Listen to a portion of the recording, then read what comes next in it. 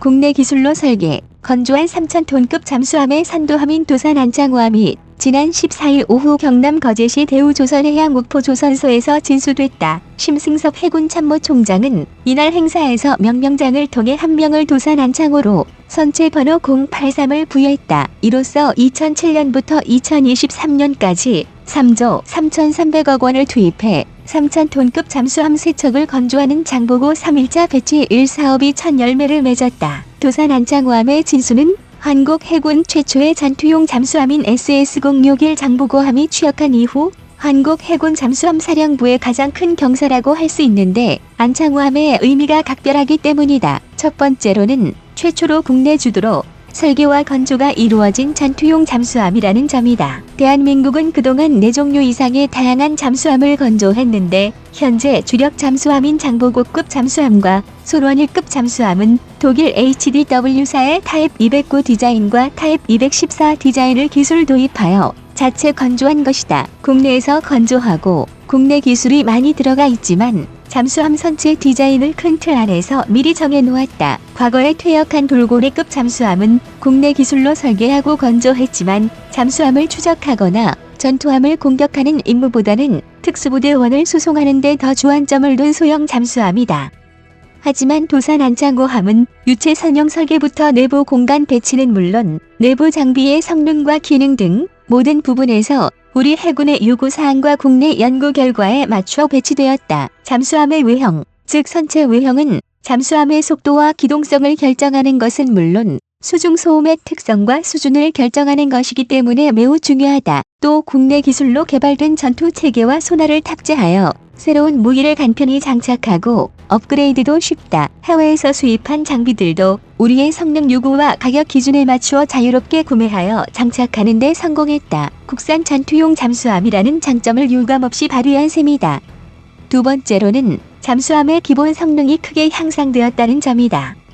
도산 안창호함은 배수량이 약 3,700톤으로 현재 해군 잠수함 사령부의 주력 잠수함인 214급 잠수함의 2배 정도다. 큰 크기에 맞게 도산 안창호함은 잠수함으로서의 기본 성능이 크게 향상되었다. 무엇보다 수중 잠항 시간이 길어졌다. 원자력 잠수함과 달리 디젤 전기 추진 잠수함은 연속 수중 운용에 큰 제약이 따른다. 209급 잠수함은 불과 며칠만 수중 잠수가 가능하고 214급 잠수함은 2주 정도 수중 연속 잠항이 가능하지만 도산 안창호함은 발전된 수중 추진 기관인 AIP 에어 인디펜던트 프로펄션을 장착하여 2주보다 더욱 더 오래 잠수할 수 있다. 액체 수소와 액체 산소를 활용해서 전기를 생산하는 연료 전지 퓨얼셀 덕분인데 안창호함은 214급에 비해서 더욱 출력이 향상된 연료 전지와 배터리를 탑재하는 데 성공했다. 잠수함의 핵심 센서인 음파 탐지기 소나도 214급에 비해서 크게 향상되었다. 큰 선체를 활용하여 소나의 크기를 늘려 민감도를 늘렸을 뿐만 아니라 적이 소리를 듣는데 방해가 되는 잠수함 자체 소음을 줄이는 여러가지 장비도 더 많이 탑재했다. 안창호함보다 2배 이상 큰 원자력 잠수함보다는 부족하지만 디젤 잠수함 중에서는 세계에서 손꼽히는 성능이라고 자부할 수 있다. 세 번째로 중요한 점은 잠수함의 화력이 크게 증강되었다는 것이다. 1200톤 크기인 장보고급 잠수함은 어뢰와 대함 미사일을 모두 14발 탑재 가능하고 1700톤 크기의 솔원일급 잠수함은 16발의 어뢰와 대함 미사일, 해성 -3점 대지 크루즈 미사일을 탑재할 수 있으나 안창호급 잠수함은 어뢰와 미사일 탑재량이 더욱 늘어나 1회 임무에서 더 많은 공격 기회를 가질 수 있다. 특히 어뢰발 사관과 별개로 추가된 6문의 VLS 버티컬 론칭 시스템은 재래식 잠수함에는 그리 자주 장착되지 않는 무장 발사 장비이다. 어뢰 발사관보다 더 빠르고 신속하게 유도탄을 수중에서 발사한다. 신속하게 여러 발의 미사일을 지상의 군사기지나 적전투함을 향해 발사할 수 있는 장점이 있다. 안창호함은 이 VLS의 SLBM, 즉 잠수함 발사 탄도탄 서브머린 런치트 벌리스틱 미사를 장착할 예정이다. 안창호함에 SLBM이 장착되면 표적의 종류와 특징에 따라 느리지만 먼 거리의 적을 정밀하게 타격하는 순항 미사일과 빠르고 요격이 어려운 탄도 미사일을 상황에 따라 유연하게 사용할 수 있다. 기존 214급보다 지상 공격 능력이 크게 향상될 것이다. 하지만 이런 각별한 의미에도 불구하고 우려하는 의견도 적지 않다. 도산 안창호함은 수치상으로는 세계 정상급의 디젤 전기 추진 잠수함이지만 여러 가지로 특이한 부분이 많기 때문이다.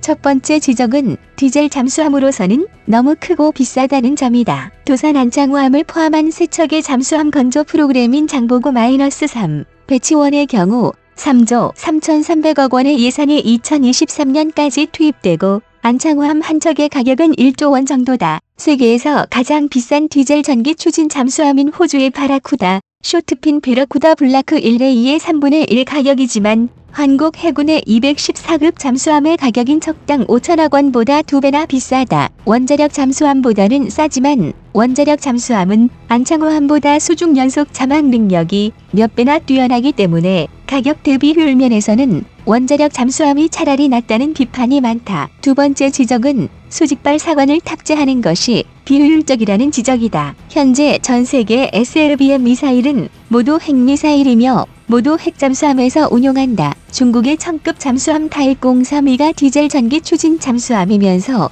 SLBM을 운용하지만 이 잠수함은 전투용이 아닌 무기 테스트용으로 사용된다.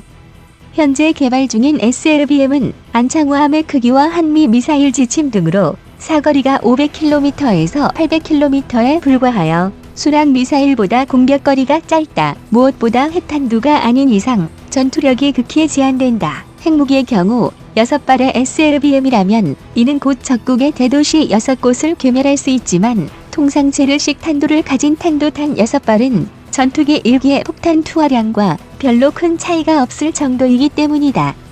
기습 효과는 좋지만 이렇게 적은 폭탄으로는 전략적인 의미가 없기 때문에 안창호함과 SLBM에 들이는 돈으로 육군의 미사일이나 공군의 전투기 예산을 늘려야 한다는 비판도 나름 일리가 있는 지적이다.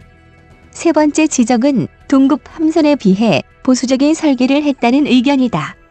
앞서 잠시 언급한 호주의 쇼트핀 베러쿠다 블라크 1레이의 경우 최신형 원자력 잠수함과 완전히 동등한 소나와 전투 체계를 탑재한다. 적어도 적을 탐지하고 공격하는 능력은 원자력 잠수함과 동등한 능력을 갖출 예정이다. 잠수함 대국 일본의 최신형 잠수함인 소류급 잠수함의 경우 높은 출력을 낼 수 있는 리튬이온 리에스 전지를 채용하여 수중 고속 추진 능력과 지속 순항 능력을 크게 높일 예정이다. 안창호함 역시 리튬이온 전지 탑재를 고민하다가 먼저 세 척은 납축 전지를 그대로 사용하기로 결정했다.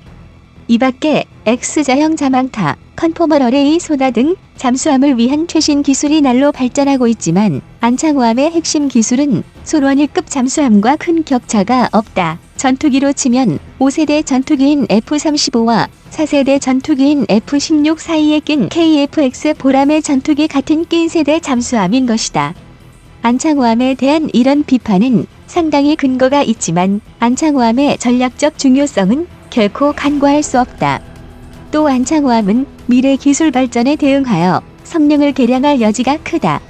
가령 안창호함에 장착되지 못한 리튬이온 전지의 경우 무게 중심 문제로 기존의 납배터리를 대신하여 장착할 수는 없지만 프랑스의 네이블 그루프 등에서 잠수함의 선체에 리튬이온 전지 모듈을 달 수 있는 모듈형 전지를 연구 중이다. 미래의 한국산 잠수함용 리튬이온 전지가 개발되면 안창호함도 현재 장착된 연료전지 AIP 모듈을 제거하고 그 자리에 리튬이온 전지를 장착하는 업그레이드가 얼마든지 가능하다. 이미 여러 나라에서 잠수함을 운용하다가 선체를 절단하고 추가적인 장비를 집어넣는 개조 사업을 성공적으로 수행했기 때문이다. 안창호함에 탑재된 수직발 사관과 탄도 향후 지속적인 성능 개량으로 투명성을 늘리는 노력도 필요하다. 일반적으로 탄도탄은 고정된 지상 표적에만 사용할 수 있다고 알려져 있는데 새로운 탄도를 개발하여 안창호함의 탄도탄에 장착하면 그 능력을 획기적으로 증가시킬 수 있다.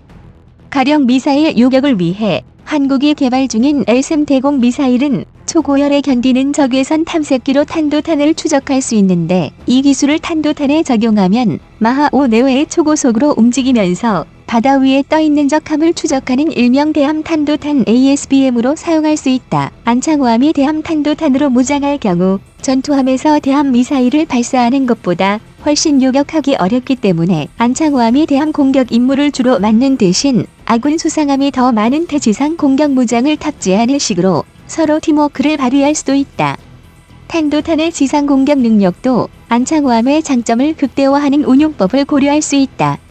잠수함 발사 탄도탄은 적진의 대공 방어선 반대편에서 기습적으로 최단 시간 내 목표에 도달할 수 있는 유일한 무기이다. 이 점을 살려 안창호함에 싣는 탄도탄에 레이더 전파를 탐지하거나 원격 조종이 가능한 드론을 싣고 이를 발사해서 아군의 공습 전적의 대공 미사일 레이더나 발사대를 파괴하는 임무에 투입하는 것도 가능하다. 스텔스 전투기보다 더욱 대응이 어렵기 때문이다.